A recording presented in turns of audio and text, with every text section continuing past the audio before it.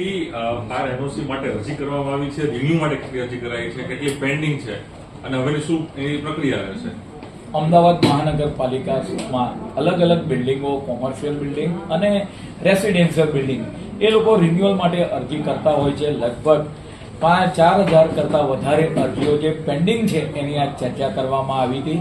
પરિણામે અમારા ફાયરના અધિકારી અને એફએસઓ ફાયર સેફટી ઓફિસર આની રિન્યુઅલ આપતા હોય છે તે લોકો વચ્ચેની એક મિટિંગ આગામી સમયમાં મળશે અને આ જે પેન્ડિંગ અરજીઓ છે 4,000 કરતાં વધારે એ અરજીઓનો ઝડપથી નિકાલ થાય તે માટે કાર્યવાહી એમના દ્વારા કરવામાં આવશે.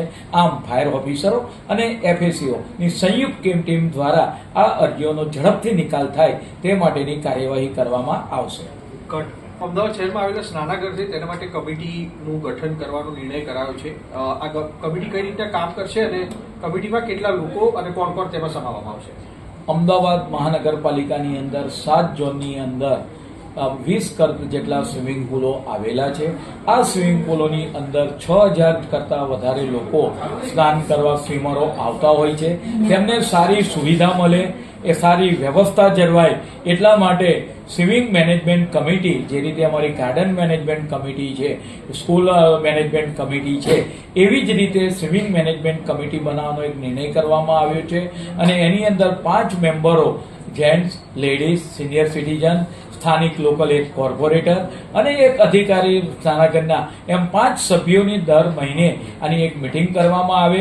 પરિણામે જે સ્વિમિંગ કરવા આવતા લોકોને નાની મોટી તકલીફ ના પડે અને જરૂરથી તેનો ઝડપથી નિકાલ થાય એ માટેનું આયોજન કરવા માટે આવનાર સમયગાળા દરમિયાન આ કમિટી બનાવી એમનો કોઈ નાનો મોટો પ્રશ્ન હોય તો એ ઝડપથી નિકાલ થાય તે બાબતની કાર્યવાહી કરવામાં આવશે.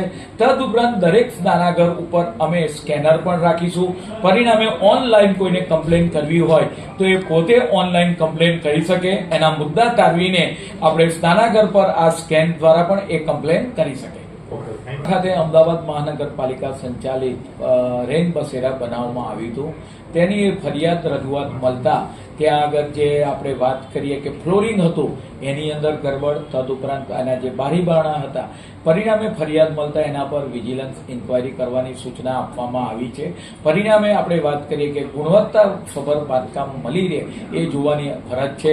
પરિણામે એમાં કસર દેખાતા એના પર વિજિલન્સ ઇન્કવાયરી બેસાડવામાં આવી છે. જૂની સિવિલ હોસ્પિટલ તરીકે ઓળખાતી કાપડીવાડ અને આવતીકાલે અર્બન હેલ્થ સેન્ટર તરીકે ખોલવા જઈ રહ્યા છીએ. કેટલાના ખર્ચે બની છે અને ખાસ તો હોસ્પિટલ રહેશે કે અર્બન હેલ્થ સેન્ટર રહેશે? આવતીકાલે ખાડિયા ખાતે માનનીય મેયરશ્રીની અધ્યક્ષતાની અંદર અર્બન હેલ્થ સેન્ટરનું લોકાર્પણ કરવા માટે જઈ રહ્યા છે.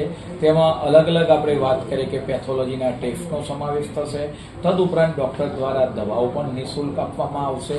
આમ અહીંયા આગળ આપણે વાત કરીએ કે ભૂતકાળની અંદર જે હોસ્પિટલ ચાલતી હતી ત્યાં આગળ આવનાર સમયગાળા દરમિયાન અર્બન હેલ્થ સેન્ટર આવતીકાલે માનનીય મેયરશ્રીના હસ્તે તેનું લોકાર્પણ કરવામાં આવશે.